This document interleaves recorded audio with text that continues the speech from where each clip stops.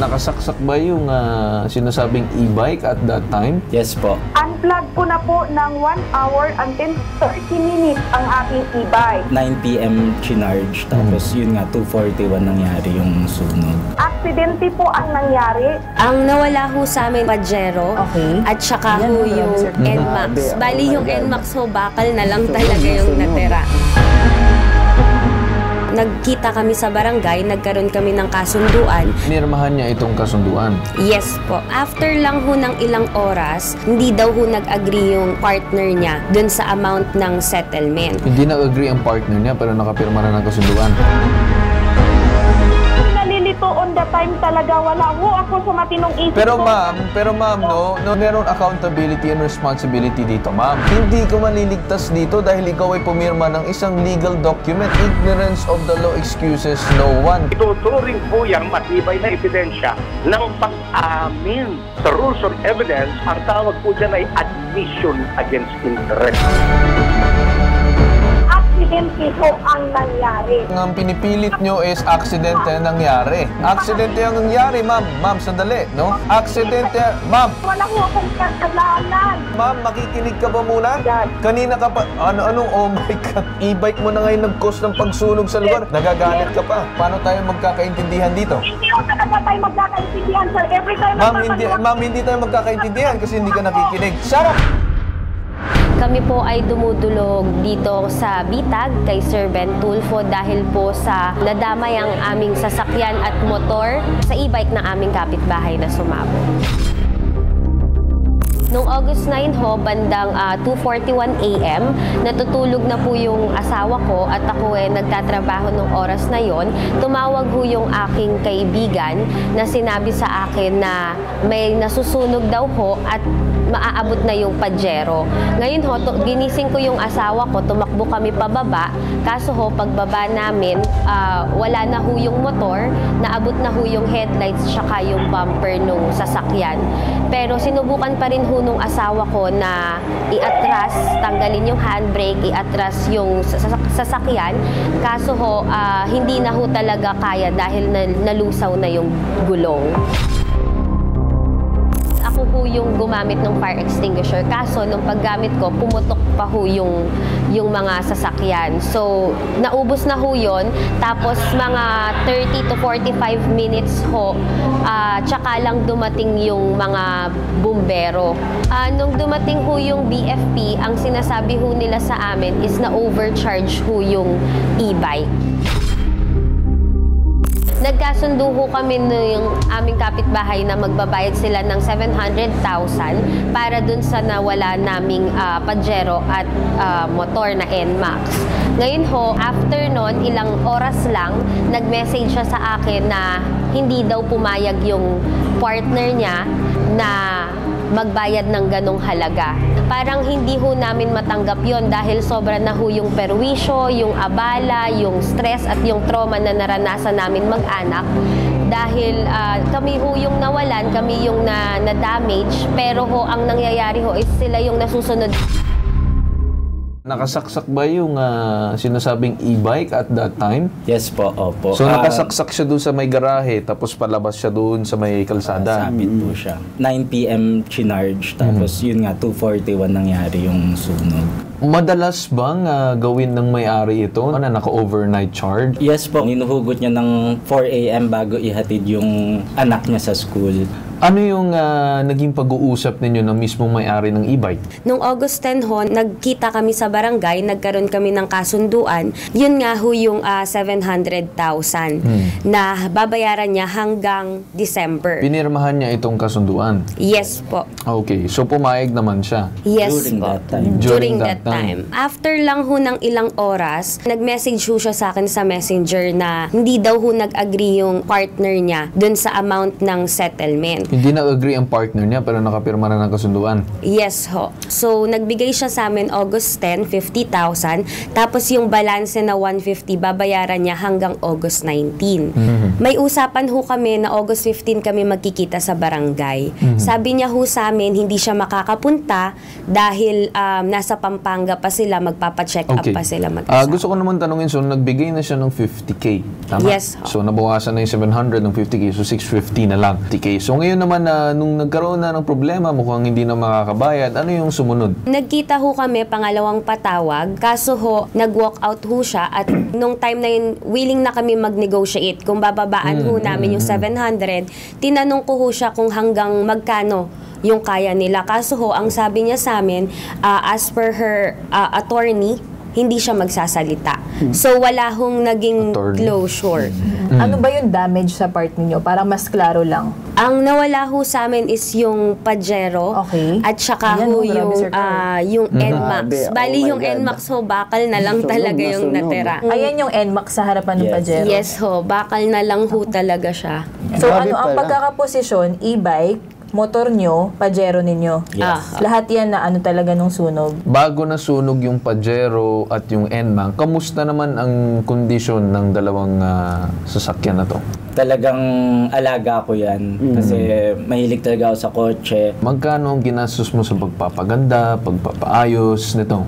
Nasa 800. For both vehicles Yes, na yun. for both. Yan, 800,000 for accessories alone or yung estimated value mo dun sa dalawa? estimated value dun sa dalawa.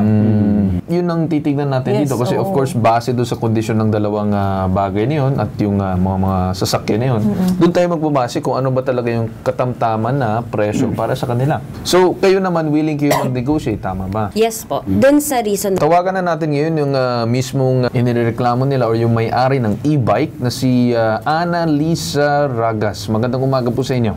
Maraming po salamat po at ako po ay sasagot na unplug ko na po ng 1 hour and 30 minutes ang aking e-bike. Anong oras nyo in-unplug so hindi naka-charge nung time na yun? In-unplug ko na po siya ng 1:20 po at nasunog po kami ng 2:40. So ano naman yung nangyari, ma'am? Bakit daw nagkaroon ng sunog yung e-bike mo? Aksidente po ang nangyari. Yung battery namin ay nagkaroon po siya ng problema. Yung charger unang-una, nagkakaroon po talaga siya ng pagat ng sunog. Kasi ang charger daw po ay talagang meron na po talaga siyang leak. At nag-absorb na po siya ng init. Charger and battery. Pero ma'am, again, sino ba ang nagmamayari ng e-bike? Di ba kayo, ma'am? Ako po ang may-ari pero hindi po ako manufactured ng e-bike. Yes, ma'am. Naintindihan namin yun. Ang pinag-uusapan dito, ma'am, no, kahit naman sabihin na natin, wag, hindi e-bike yan, at yan ay sasakyan, at bigla nagka-problema at nakadamay ng ibang property ng ibang tao, then meron accountability and responsibility dito, ma'am. Nagkaroon din kayo ng kasunduan sa barangay, tama ba? Yes po, opo. So nagkaroon kayo ng kasunduan sa barangay, bakit kayo pumirma sa kasunduan? Sir, ako po'y nalilito on the time talaga. Wala ho ako sa matinong isip Pero ko. ma'am, no, ma'am, sandali. Kahit Yes. man ang isang tao ay nalilito, dapat hindi ka muna pumirma ng isang dokumento na ganyan.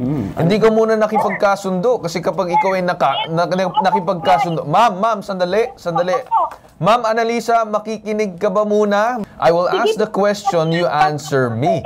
Ma'am, sandali lang. Naiintindihan ko kayo, pero wait lang, mag-uusap muna tayo na maayos dito sa ere, okay? Yes po, sir. Yes May po, tinatawag kasi ma'am dito na ignorance of the law excuses no one. Hindi ka maliligtas dito dahil ikaw ay pumirma ng isang legal document. Nakukuha mo, ma'am? Pero meron pa po tayong 10 days to appeal. Whatever happens sa barangay, meron ho akong karapatan umapila. Kasi nalilito ako nung Okay, ma'am. Sabihin na natin na whatever it is, pero pumirma ka pa rin ng kasunduan. Yes po, meron po ako, sir. Pero Ganito, ma'am. Sige.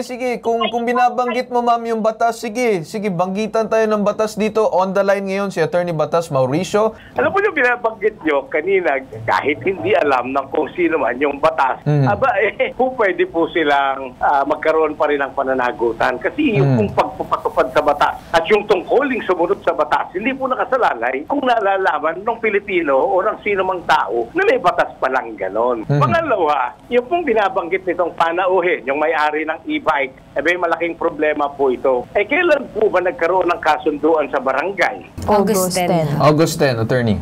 August. Kailangan pong malaman ni Mrs. na dito niya naintindihan at nandinig una sa ipabitag mo ni Ben Tulfos na ang kasunduan sa barangay 10 araw lang mula sa pirmahan po pwedeng baguhin. Republic Act 7160, Local Government Code of 1991, sa mga provisiones nito sa katarungan pambarangay law, 10 araw. Pag nakalipas po ang 10 araw, at kagaya po nito, Agosto pa, Ginoong Carl, final na po yung kasunduan yan. Umapila ba kayo within the said 10 days? Umapila po ako, sir. Anong sinabi ng barangay? Meron naman po kayong right, ma'am, kasi within 10 days, pwede po kayong umapila. So, lumilitaw po dito, bagamat nauna nang nakapagpahayag si Mrs. Ragas na, okay, pagkasundo ako, pero sandali lang, hindi ko naintindihan kung anong ginawa ko, kaya nagkaroon siya ng pagpapabaliwala ng kasunduan sa barangay sa sumunod na araw lamang. Malaking bagay po yun para dito sa nagrereklamo. Bakit po? Kasi po yung pagpasok sa kasunduan sa barangay, bagamat po pwedeng isang tabi sa pasya ng sino man sa magkabilang panig na nagkasundo, ituturing po yung matibay na ebidensya ng pag-amin either sa krimen o sa kapabayaan. Sa rules on evidence, ang tawag po dyan ay admission against interest. Ang ibig sabihin po niyan, nagsalita siya, umamin siya, pananagutan siya, at dahil dyan, tinatanggap niya ang kanyang kapabayaan o kasalanan at nakahanda siyang magbayad para sa pinsalang kanyang naidulot. Pagtanggap ng pananagutan na hindi na po niya pwedeng tanggihan kahit sinasabing binaliwala niya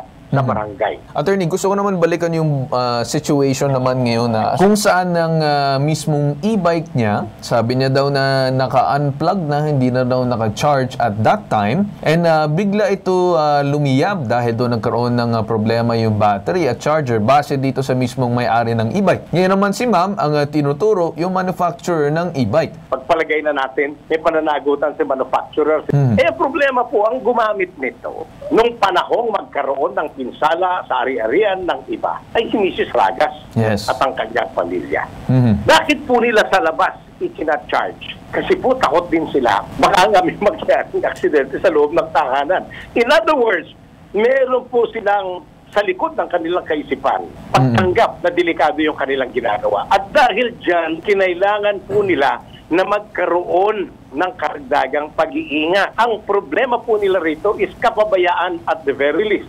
Sila po ay nagkulang dyan sa pananagutang yan. At yung pananagutang yan, hindi na lamang po kasong civil ang idudulot yan sa kanila, kundi pati kasong kriminal. Ang tawag po dyan, reckless imprudence resulting to damage to property. Aside dun sa binabanggit nyo kanina na admission against interest, no, na meron din siyang nung August 10 na sinasabi ni ma'am, nagkaroon ng kasunduan, nag-abot itong si ma'am Ana ng 50,000 sa una niyang pabayad. So, is it not, attorney, na may inaamin na siya ng pagkakamali kasi the fact na nagbigay siya ng pera nung una, so, bandang huli, biglang aatras at sasabihin na siya ay nalilito doon sa batas? Anong ang tingin niyo dyan, attorney? Yan po ay maliwanag na pagtanggap na may pagkakasala siya. Hindi na po niya po pwedeng itanggi. Bagamat sinasabi ng kanyang bibig, ang kanya pong mga pagkilos, contemporaneous conduct, ay pagpapakita ng pag-amin ng kapabayaan at the very least. Ano po sabi ng Korte Suprema sa maraming kaso sa ganitong contemporaneous behavior or conduct ng isang tao na binibigyan ng pananagutan? Pagka po sa kanyang pagkilos, makikita na tinatanggap niya ang pananagutan, ang kapabayaan o ang krimen, hindi na po siya pwedeng tumakas dyan. At dito po, yung pagbabayad, Ginoong Carl Tulfo, lalo na po sa malaking halaga, hindi niya pwedeng iwasan yan. Dahil kung hindi siya, naniniwala siyang wala siyang kasalanan, walang kapabayaan, hindi siya magbabayad. Evidence of contemporaneous conduct showing an admission of guilt. Ma'am, i-confirm nyo nga sa amin kung totoong 50,000 pa lang since August 9 or August 10 ang naibibigay nyo po. Tama po? Tama po yun, ma'am. Nagbigay po ako ng 50,000 kasi po nag-message sila sa akin na ospital na sila nang dahil sa kapabayaan ko daw. Ang sabi ko, hindi ko kasalanan na kayo na ospital at nasunugan Ginoo ako. At paano naman po sinabi nilang kapabayaan po ang nangyari? Ay mayroon naman pong legal na lumabas na investigation sa Bureau of Fire Protection na aksidente ho ang nangyari. Meron bang may kagustuhan sunugin ang mga... Ma'am Annalisa, no? Ang pinipilit nyo is aksidente ang nangyari. Aksidente ang nangyari, ma'am, sandali, no? Aksidente, ma'am, makikinig ka ba? Ma'am, makikinig ka ba muna? Makinig ka muna. Nag-uusap tayo na maayos, ma'am. Let me explain. Kasi may bagay dito na hindi mo naiintindihan. Okay? Ang aksidente ay aksidente. Walang may gusto niyan. Okay? Hindi namin sinasabi dito na aksidente, ikaw may gusto niyan. Hindi yun yung point namin. Ang point namin dito na pag may aksidente, may mananagutan pa rin. Sa report na aksidente ang nangyari. Ma'am, oo nga, aksidente. May sinabi ba ako hindi aksidente? Pero at the same time na meron pa rin dapat mananagot dito dahil hindi mapupunta sa lugar na yung e-bike na yan kung hindi dahil sa inyong pagmamay-ari ng sinasabing e-bike. Kung meron nga, ma'am, i-apply natin sige sa lansangan. Nagkaroon ng aksidente. May biglang tumawid na hindi natin na inaasahan at ito ay namatay. Sino ang mananagot? Kundi yung mismong driver kahit aksidente yun. Wala siyang kagustuhan na mangyari yun. Hindi niya nakita at natamaan yung tao. Ma'am, makikinig ka ba muna? Kanina ka pa... oh my God. Ma'am, nag-uusap tayo dito sa ere. I'm trying to explain to you. Nagparinig pa nga ako sa abogado para makinig ka. Eh parang ma'am, ikaw pa yung nagmamatigas. E-bike mo na ngayon nag-cause ng pagsunog sa lugar. Nagagalit ka pa. Investigation, yun lang po. Okay, sige. Ma'am Ana, gusto ko lang marinig ng diretso sa'yo. Do you feel accountable to this situation? Ma'am, ako naman po ay willing makipag-negotiate. Willing po akong makipag-negotiate sa kanila sa halagang 400,000. Yun lang po ang kaya kong ibigay. Kasi ho, nung una ma'am, nakabigay ako ng 50,000 kasi sabi nila ma'am, na ospital si Julian. Kaya hininian nila ako ng pambayad, ura-urada ng panggamot sa ospital at i-refund ko daw yung panggastos nila. At saka ma'am, pangalawa, wala ho akong kasalanan kung bakit siya na ospital, nasunugan din ho ako. Sinabi ni Julian na first owner ang daddy niya. So kung first owner ang daddy niya sa motorsiklo, may insurance sila. Bakit ayaw nilang i-claim ang insurance? Ma'am, sandali. No, it doesn't matter kung sino man ang first owner or whatever it is. Yung pinag-uusapan dito, ma'am, is yung pag-uusap ninyong dalawa. Ma'am, sandali. Nag-uusap tayo, nagdadaldal ka. Paano tayo magkakaintindihan dito? Hindi ko talaga tayo magkakaintindihan, sir. Every time Ma'am, hindi tayo magkakaintindihan kasi hindi ka nakikinig. Ma'am, shut up! Kanina ka pa eh. Nag-uusap tayo dito sa area, ayaw mo makinig eh. Sa sapawan mo, paano tayo magkakaintindihan? Ma'am, sandali. Pasasagutin na natin itong dalawang mag-asawa para kayo na magkaintindihan dito. Ano magiging sagot nyo dito kay Annalisa? 400,000 lang daw yung kaya niyang ibigay. Kayo ba'y pumapayag sa ganun? Hindi po. Kasi sabi rin namin kung may mabibili sila ng 400,000 nung Pajero and NMAX, sige. Tapos ang gusto pa nila is hulugan till December, end of December. Wala kami mabibili nun, sabi ko sa kanya. Actually, in terms of money, pwede tayong i-correct ni Attorney Batas. Dapat negotiation talaga eh. Hindi pwedeng final yung kabila. Dapat alamin kung paano ba kayo doon. So, Attorney Batas, in terms of negotiation sa pera, although, syempre, ang biktima talaga dito, itong panig nila Angelica at Julien, dahil sila ang nawala ng mga property dahil dun sa e-bike. Sino ba dapat ang mas pakinggan ng batas natin, Attorney Batas? Pakinggan po lagi ng batas yung pong napinsala. Okay. Ito po yung biktima eh. Ito po yung napinsala sa ari-arian o di kaya sa katawan. At dahil po dyan, lalo na kung makikitang may pag-amin naman yung kabila, yung nakagawa ng pinsala, pakinggan po talaga dapat yung pong nagre-reklamo, yung pong nadisgrasya, yung pong napinsala. So, ang atin pong masasabi dito po sa inireklamo si Ginang Raga, makapag-usap na lang po kayo ng ayos. Miss Annalisa, naintindihan niyo po ba yung naging pahayag ni Attorney Batas? Ma'am, ganito na lang ho. Kasi wala ho naman akong pera na ibabayad sa bibiling nila. Hanggang doon na lang po. So, inaantay ko po kung ano yung mabas ng kaso kasi magpapayo sila ng kaso sa korte. So, ako po willing po dumarap. Hindi ho ako tatakas. Willing ho ako makipag-negotiate sa kanila, makipag-usap sa kanila. Pero sa halagang hiningi po nila, hindi ko po kayang bayaran. Okay. Opo. Kung ganyang usapin po, ibabalik po natin kay Attorney Batas. So, parang ready raw siyang masampahan ng kaso, Attorney Batas. Well, wala naman po tayong magiging problema doon dahil karapatan din naman niya itong kanyang sinasabi. Pero sa totoo lang po, marami po hindi nakakaunawa ng mga problema at hirap, mga salimuot, sigalot na mararanasan pagka nasa husgado. Isipin po natin, buwan-buwan nasa hukuman at baka hindi po dumalo sa pagdinig, lalo na kung ito yung kasong kriminal, may mandamiento de arresto, may waranto na ilalabas ang ating mga hukuman laban doon sa akusado o laban doon sa inihabla na hindi po dumadating. At pagkatapos, sa totoo lang, maghahanap din po yan ng kanyang abogado, magbabayad yan ng kung ano-anong hihilingin ng abogado, pati na po yung tinatawag nating bayad sa bawat pagharap, kada may vista o kada may hearing. In short, meron pong perang involved pa rin sa pagharap sa hukuman. Pangalawa, yung pong pressure na meron pong nakaharap na usapin sa isang tao na po pwedeng maging dahilan para siya ay makulong, para siya magkaroon ng pananagutang kriminal. At higit sa lahat, para magkaroon ng criminal record sa NBI, sa PNP, sa mga prosecutors offices, at kung saan-saan pa. Baka biglang magka-interest, magpunta ng Amerika ang isang tao, pero may mga nakabimbing usapin, ay mahihirapan po sila. Hindi po ganon kadali ang humarap sa usapin, lalo na kung ang taong haharap sa usapin ay siyang nakademanda. Pero last question kay Ma'am Annalisa. Ma'am Ana, pwede ba naming malaman kung may plano kang lumipad ng ibang bansa any moment? Sa ngayon po, wala pa po. Kasi kung magkakaroon po kayo ng kaso, may hirapan kang umalis ng bansa. Opo, alam ko po. Wala tayong naging problema sa pagiging magkapitbahay at magkaibigan. So sana itong problema natin mabigyan ng solusyon. Sabi ko nga sa'yo, nung unang pagkikita natin sa barangay, ayaw kitang kasuhan, ayaw kitang dumating dun tayo sa court, pero ang tigas mo kasi, nahihirapan kaming makipag-negotiate sa'yo. In terms sa amount nung naging perwisyo sa amin, ikaw ang nasusunod, pati sa terms, ikaw ang nasusunod. Hindi mo alam na sobra na yung stress, yung trauma dun sa anak namin, maski etong asawa ko, pati ako. Sobra yung trauma at yung stress. Alam ko na na-trauma ka rin o na-stress ka rin, pero sana, yun nga, responsibility mo kasi itong nangyari. Hindi ko sinasabi na hindi aksidente yung nangyari. Walang may gusto.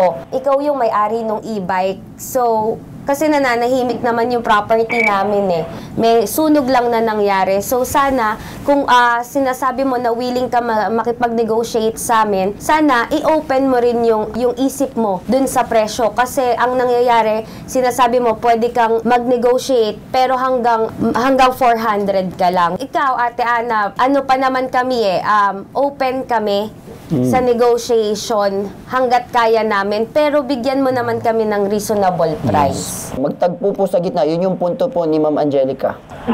Yun lang masasabi ko sa'yo. Wala akong perang pambayad sa hiningi yung ganon kalaki.